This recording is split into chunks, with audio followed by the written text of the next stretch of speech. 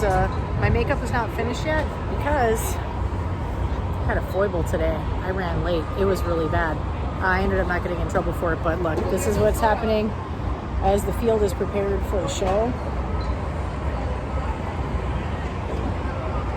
It's pretty awesome though, huh? So this is the view from the cabanas, and this is where some really fortunate people are able to enjoy the show. This is the bar that I will be working on right over there. So just a little view for you to start your day. What an amazing picture from Grant Park.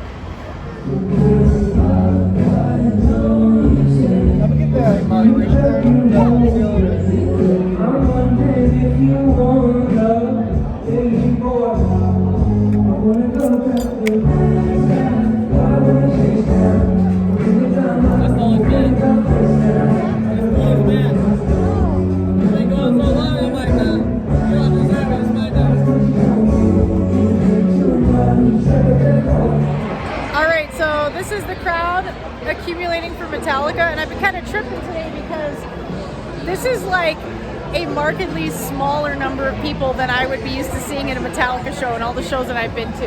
This has been an interesting day, which started with me sprinting. I don't know what the distance was, at least a mile and a half, because that's an artist who I am totally unfamiliar with. But yeah, because I was confused about what my start time was today. I don't know if you're going to be able to hear this because it's loud, but it is a fucking gorgeous night. And Metallica is about to play right here. And I'm tripping over like all the people wearing brand new Metallica t-shirts, like Ride the Lightning shirts. And I want to be like, what's your favorite song off Ride the Lightning? And they never listen to Ride the Lightning. I'm being a snob or something when I say that. Anyway. It's a beautiful night in the city of Chicago at Lollapalooza.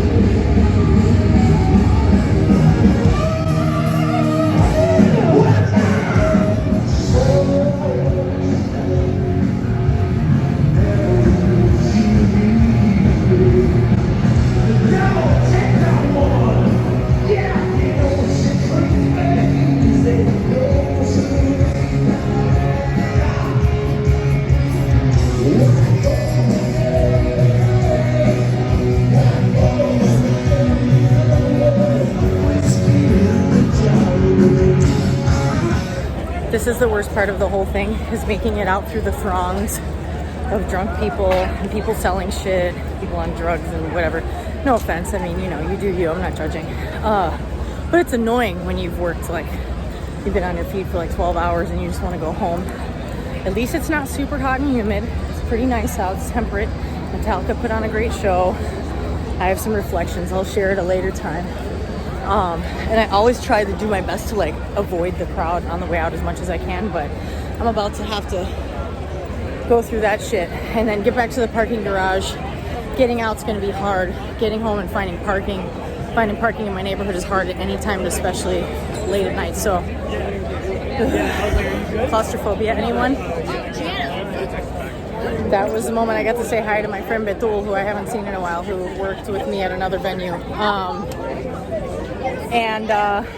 It was so nice to run into her. She's working at another tent. So yeah, you run into various bartender friends. Randos, oh my God, throngs. And then the downtown is just pretty much chaos for blocks, you know, around. Because it's like, I asked one of our managers and they said 60,000 people ticketed in today. which doesn't sound like as many as in past years. It wasn't anywhere near as busy as it could have been. It was a really weird lineup, and especially like Metallica felt very incongruous with the rest of the acts, but hey, they were well received. There's a lot of these younger people that love them. All the many police. Yeah, obviously very high security down here. But I just wanted to give you guys a feel for like the general vibe. Good times. I keep looking in the wrong direction. Sorry, I know that's weird. All right, we're getting ready for day 2, and it is a gorgeous day. Fucking gorgeous day in Chicago today. And you may notice if you have a, particular eye for sunglasses, that sounds really cheesy. But anyway, I have my favorite sunglasses back, and that's because my awesome friend who I worked with her last year and then again this year, had extras that she grabbed last year, and she was like, I'll give you a pair. And I was like, bless you, my child, because these are the best sunglasses ever. And I love them. And now I have another pair. I'm so happy. No more jumping in the lake with sunglasses on. But yeah, you want to take a little walk with me? So this is the stairs up to the cabana area where I'm working. And there's sound check going on right now. And dancer check, because there's dancers practicing their moves. And this is Dua Lipa, which you probably know if you... I don't know if I can have this in my video without copyright flag, so I'm taking a chance. Pretty cool, huh? I love getting to hear sound checks. Come on, dance with me. Come on, dance with me. I'll let you take you.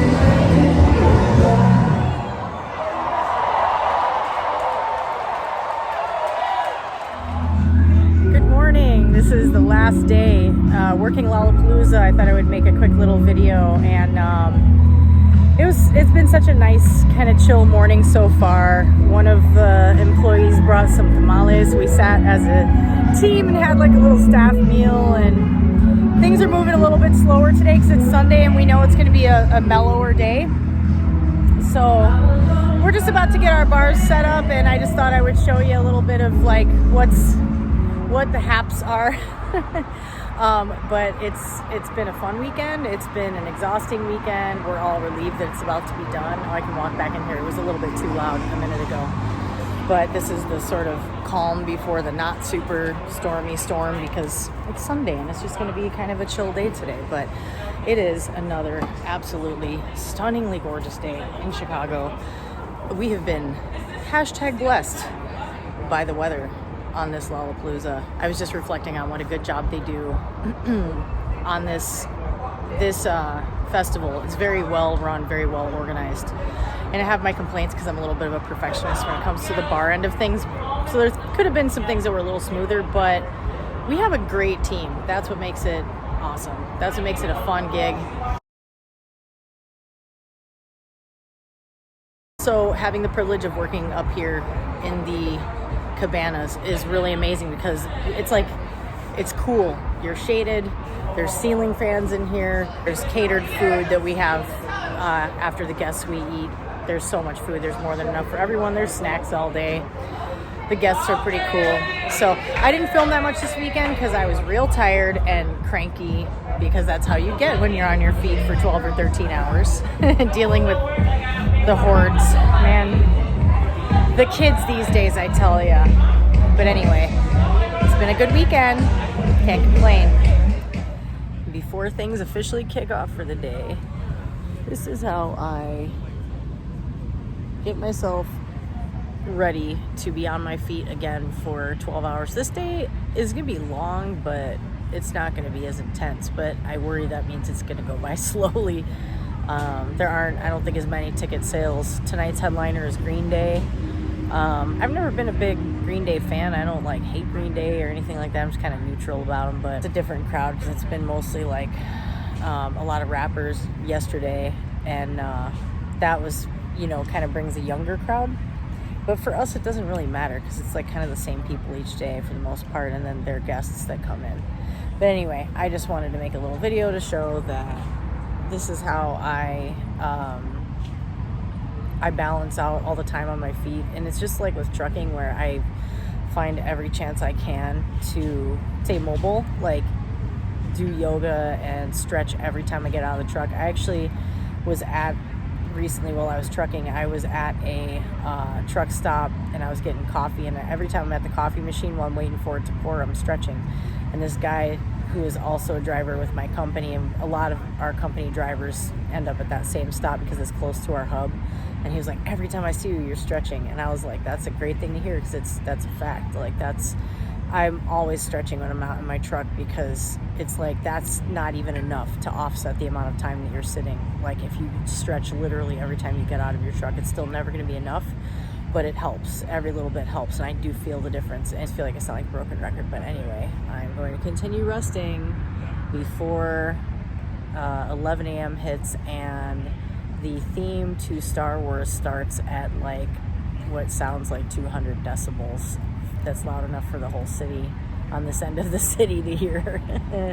That's how they start the fest every day at Lollapalooza, if you didn't know that. So, and I won't include that because it's probably copyrighted. I'm worried this video, of course it's copyrighted. I'm worried this video will get copyright flagged anyway if I end up including some of this stuff, but that's okay. I guess I can have one once in a while.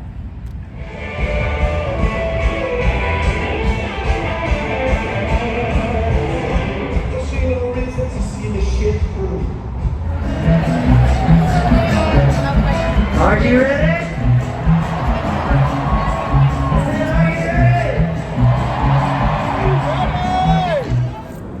I just made it back to the parking garage.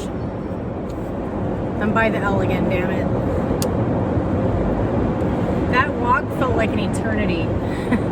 This was the first night after working Lolla that I didn't run back to the car, which sounds weird, but it's the last night of the fest, and because of that, we are still there after everyone leaves. But on the other nights, we're able to close our bar before everyone leaves. And my teammates are wonderful, so they knew that, like, they were staying closer, so they knew that I wanted to get back to this parking garage, and I literally run back because it's a mile, and I don't like to run carrying my backpack, which I carry out in front of me. Oh my god, my feet hurt so bad. Taking off my work boots, which I live in when I'm bartending, and now my compression socks, and holy fuck, I am in pain right now. Oh my god, I bring my sandals so I can do this every night when I get back. But yeah, getting past the hordes of kids is kind of a fucking nightmare after working that shit all day. Even though I don't have to, because of the bar that I'm working on, it's a very different vibe. So I have waited on a lot of younger people, and that's something else that I'll be talking about in this video, or maybe have already. But it's more adults, shall we say. I mean, you know, I don't consider early 20s adulthood. Now that I'm in my 40s, it just all hits different, you know. But anyway, it's not like some of the throngs of these fucking kids that other people are stuck waiting on. I feel very fortunate for that. So, dude, oh my god. I'm getting a massage tomorrow, and my feet, this is the worst they ever hurt. They fucking ache. So, this is a great camera angle. I thought, what the hell, something different. So yeah. Oh my god. Oh my god, I am so excited to go home. I am so excited. Yeah, I didn't run back, I walked. It's a mile, and it felt like an eternity, and I would have rather run just to get back here faster, but I had too much shit to carry today, so let's go home and take a shower. Cold one. Good evening. I am home on my home time, and it is a few days after the... Let me think for a second here. Today, it's like hard to keep track of days because I've been on these weird changing schedules, but I worked Lollapalooza, and then I took I got done on that Sunday, so I took off Monday, and then I'm normally off Tuesday, Wednesday, so I just remained, I wanted to sort of like keep my usual days off. And then I took Thursday off so I could go and get paid for Lollapalooza, because you have to go in person and they pay you in cash. It's kind of a weird situation, because you would think that working those really long hours that the pay is like really, you know, awesome, but it's actually, for the amount of hours that you work, the pay is not great. But I think the way that they look at it is like, you're getting paid basically the same amount of money working in a VIP section as the people who are working at the regular bars, because it all goes into a tip pool that gets distributed evenly among the whole bar staff of the festival. There's an aspect of that that's a little annoying when you're waiting on VIPs who, you know, like the corporate entity paid a huge amount of money for them to have that space, and then they are not paying. It's like an open bar, but they're tipping, and you know that the other bars, a lot of those guests are not tipping at all, but you're giving up a lot of your tip money. So there's kind of frustration with that, but the trade-off is that, you know, we don't have nearly the volume of people that we have to wait on as they have at those other bars. And then we also have access to clean, air-conditioned bathrooms all day, which are like trailer bathrooms. They are markedly better than using porta potties at a fest, right? So I'm not complaining about that. We get to eat catered food.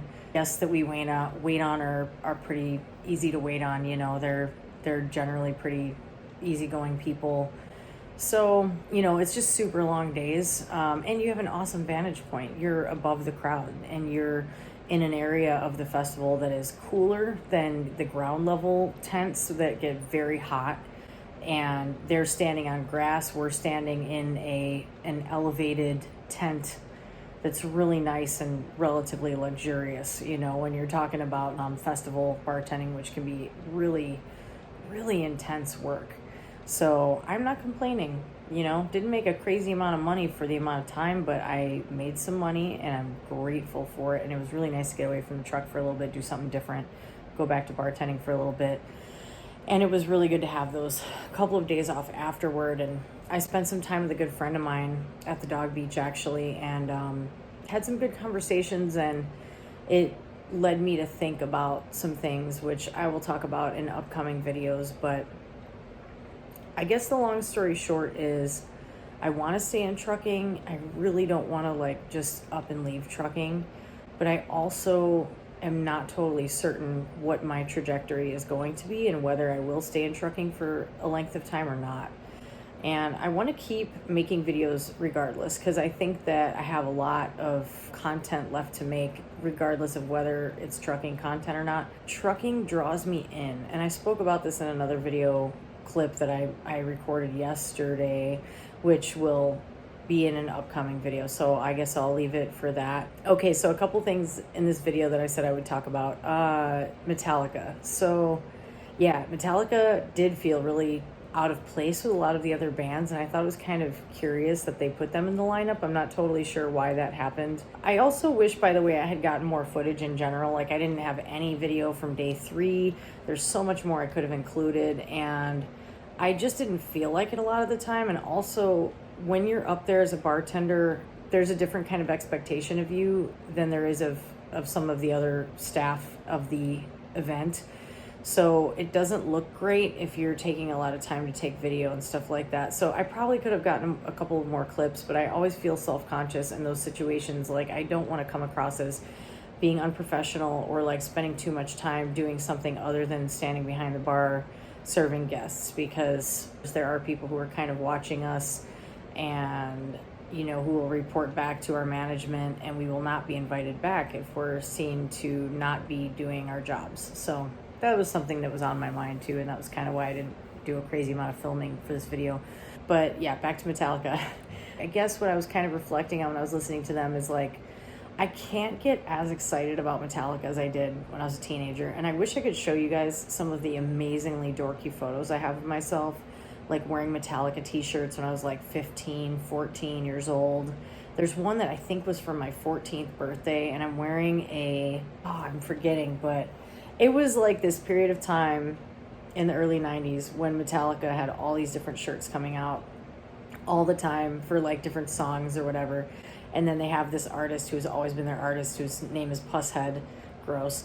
And but it's always like skulls, and they're like drippy and gross looking, and I'm wearing this shirt that has like 2 skulls, and it's like shades of like gold and like different tan colors or whatever. I was all about that shirt. And when I was a freshman in high school, so I think that picture was from the summer before my freshman year of high school, I'm pretty sure, based on my haircut. I don't have it because it's in the storage right now, otherwise I would totally like show it in this video, unless I get to my storage unit sometime in the next couple of days and decide to grab it. I had a different Metallica t-shirt for every day of the week when I was a freshman in high school. I was fucking obsessed. I had Metallica posters all over my room. I had a Walkman with auto reverse. Some of you will know what I'm talking about. If you don't, look it up. I'm not going to tell you because you're too young. And I would fall asleep with my Walkman playing. I remember a lot falling asleep to And Justice for All because that album felt like an epic, you know. I'm still kind of bitter about the bass mix in that album. Like, poor Jason. They really kind of fucked him over. That was a whole thing. And if you're an old school Metallica fan like me, you know what I'm talking about. But I would fall asleep listening to these albums, and because I had the thing set up in auto reverse, like there were times when I listened, I fell asleep and the battery died in my Walkman. I was into it. I was probably dreaming about Metallica. I was just obsessed. And the shows that I saw when I was in high school, when they were kind of in their prime, were like amazing, you know, and they're still awesome. I have a lot of respect for them as a band, but I think the thing is when you've heard them at other times and then you hear them now, it's just a different feel. Oh, and the other thing is I want to make fun of Lars. For anybody else who like is an old school Metallica fan and knows this, like I think Lars is sort of widely panned as a drummer. Like, you know, he's Lars for Metallica, but I don't think he's thought of as like one of the best drummers in rock history or anything like that. And one thing that I wonder if there's any drummers watching this, I think he's kind of notorious for like pushing the tempo really bad. And I was so annoyed listening to it live this time around because I was like, dude, fucking keep the tempo, man. It was just like so sped up at times. And I was just like, bro, you're the drummer. Like, get a metronome or some shit. I wonder if any other geeky music people will get that. I would love to hear it if you do. I still love Metallica. I will forever crush on James Hetfield. He's got daddy vibes forever. Like, I don't know what it is about that dude, but I just always mad crush on James Hetfield. How can you not, you know? Anyway. So yeah, that was Metallica. But there was one point that I thought was really awkward when, okay, I've never listened to the album Saint Anger. I think I listened to like a few measures of the first song on the album and I was like, this is truly unlistenable. It is such a bad album. I don't know what they did with that drum sound. It is unlistenable. It's so bad. And it was a weird moment during the show, during Lollapalooza. There's probably the whole show on YouTube, I bet, if you look for it. I would guess. I could be wrong. But James said something like, I can't even remember, but it was like he was asking the audience to say that they liked Saint Anger or something. Like, he was like, it was as if he said, I'm paraphrasing, it was as if he said, I know Saint Anger was a terrible album, but come on, it was kind of good, right?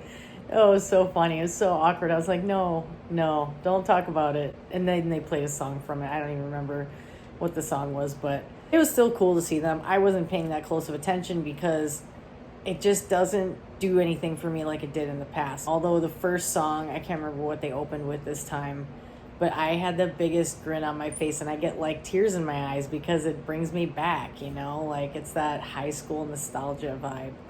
So that was cool. And then I was going to say, I mean, fucking Dua Lipa obviously fucking killed it. You know, I feel like the equivalent last year was, I don't know, they're not equal, but Miley Cyrus. Wow. That woman is a fucking goddess. She is mad talented. Last year, I was beside myself when she covered Say Hello to Heaven by Temple of the Dog, which is an incredibly beautiful, moving song. And she did it so much justice. Her voice is unbelievable. And she is just a sexy, bombshell, high energy. You know, okay, let me just say this. Bands like, or acts like Metallica, Miley Cyrus, Green Day, which I was about to talk about, Dua Lipa, who I don't really know anything about, but I couldn't pay attention because I was too busy during her show bartending, but she was awesome. I just have so much respect for, even if it's a musician whose music I'm not into, I think it takes a tremendous amount of talent and passion, and just, to me, playing music for people is like giving a gift to the world. It's such a beautiful thing for people to do, to put their life into it. So people like that, all those artists I just named, who are so passionate and so giving to their audience, and clearly show a lot of gratitude toward their audience and are respectful of the audience, that to me is like, I love those artists and I give them so much props. Many props. I don't know how to say that. Green Day, wow. What a professional fucking band. Obviously, you know, they've been around forever. It was crazy because as they were playing, I was like, holy shit, this band is a hit machine. Like, every song they did was like, oh, that was a hit, that was a hit, that was a hit. And I never really loved their music because I felt like it was kind of, you know, what's the word I'm looking for? Like, contrived. Like, they were sort of derivative, you know? Like, any old school punk fans might look at them and go, yeah, you know, they're kind of the start of the whole pop punk thing. But, you know, that aside, you can think what you think about them as a band, or what genre they fit into or whatever, but they care about the crowd. They care about working that crowd. They want the crowd to be like the energy they gave was awesome. The power, the command of the audience, the joy. And that's what it is. That's what it comes back to. Like, you know, Metallica after James quit drinking, the joy that was then able to exude on stage. These artists that really appreciate the role that they're in, and they're not just greedy, they're like, they are giving of themselves for a crowd, and they're like with the crowd. It's like this third entity that comes from them, the crowd, and then the music. It's like this thing. Man, I just love it. And I think it just comes from being a kid who played music, and music saved me, you know, like it saved a lot of people. And also, you know, my little cover band days, I was in a cover band for like 4 or 5 years. In recent years, up until like 2016, that was like an awesome experience for me too. I love to perform, and I just have the utmost respect for these bands that like go out there and give it 1,000,000%. So that's kind of my reflections there. And then also just, holy shit, man, Lollapalooza, if you're over 30, you kind of feel ancient there. It's really wild. And it just made me realize, like, put yourself in the position of the kids that are at these shows. Like, I don't know, it's just weird. It's so crazy. This was like the first year that I looked at like a lot of the guests, and I was like, whoa, I am a full-on grown-up now. Like, not one of those kids with their little baby skin, their glowy, perfect baby skin with no lines in it. Little fuckers. Anyway, that's pretty much all I got. These are my reflections from working Lollapalooza. It was a lot of fun. It was really exhausting, but it was great. I had a great time, and I feel really fortunate that I got to do something different and step away from the truck for a bit. And it was nice to go back to work too. You know, I like, not that wasn't work. It was nice to go back to the truck too, because I enjoy what I do. So that's pretty much all I got. I hope you enjoyed a little behind the scenes look at Lollapalooza 2022. Stay tuned for more info on things that are coming up, and that's about it. So thanks so much for watching. Please like and subscribe, and I will catch you on the next one.